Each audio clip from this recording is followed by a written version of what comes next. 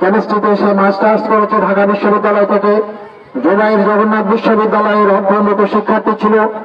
তারপরের তার 3 নম্বর ভাই নোয়াখালী সরকারি কলেজে অনার্স পড়ছে এবং তার চতুর্থ ছোট ভাই প্রাথমিক বিদ্যালয়ে পড়ালেখা করছে। তার বাবা জনাব মোবারক হোসেন অত্র বাজারের একজন বিশিষ্ট ব্যবসায়ী। আমার জানা মতে প্রায় 30 বছর পূর্বে থেকে তিনি এই বাজারে ব্যবসা করেন।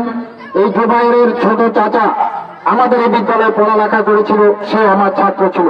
আজকে তার এই নির্মম হত্যাকাণ্ডের সাথে যারা জড়িত, আমি তাদের সকলের দোষীদের দৃষ্টান্তমূলক শাস্তি দাবি করছি। প্রশাসনের অচিরে যেন দোষীদের চিহ্নিত করে তাদেরকে আইনানুগ ব্যবস্থা গ্রহণের জন্য প্রয়োজনীয় পদক্ষেপ গ্রহণ করেন, সেই কামনা করছি। পাশাপাশি আমাদের মরহুম জুবাইরের বিজয়ী আত্মার মাগফিরাত কামনা করছি এবং তার পরিবারের শোক সন্তপ্ত পরিবারের সকল সদস্য, তার দেশপ্রেমিক শুভাকাঙ্ক্ষী সকলের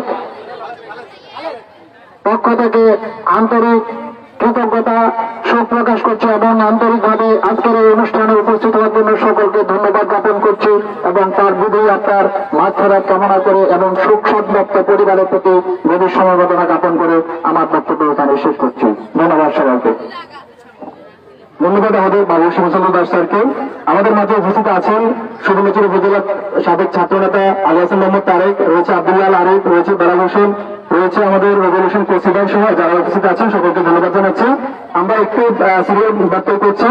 আমাদের এই মুহূর্তে বক্তব্যটা অনুরোধ করছি 2017 বছর যোগাযোগ বন্ধু ইফতেখার আহমেদ খালেদকে। ইফতেখার আহমেদ খালেদ। আসসালামু আলাইকুম। জুবাইরের সাথে আমি একেবারেই প্রাইমারি থেকে শুরু করে হাই স্কুল পর্যন্ত জীবন কাটিয়েছি এবং একটা বিষয় না বললেই নয়, আমি একটা স্মৃতিচারণ করি। গত 27 সেপ্টেম্বর সে আমাকে হঠাৎ করে ফোন দেয় যে বন্ধু, এটা আমাকে মামা বলায়, মামা ডাকে যে মামা আমি আসতেছি। জুবাইর তোর পরীক্ষা না এই মাসে, সামনের মাসে তুই কেন আসবি? না আমি বাড়ি আসবো। আমি বললাম যে দেখ পূজার বন্ধে হচ্ছে অল্প কয়েকদিন সময় থাকে, তুই কেন বাসায় আসবি? না আমি আসবো অল্প কয়েকদিনের জন্য। তারপর হেঁটে জুবাইর আমাকে নিয়ে যাবে এটা বলতেছে।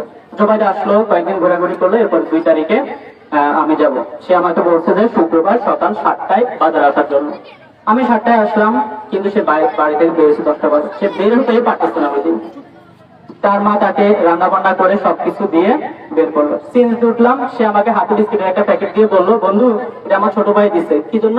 পথে খাওয়ার জন্য।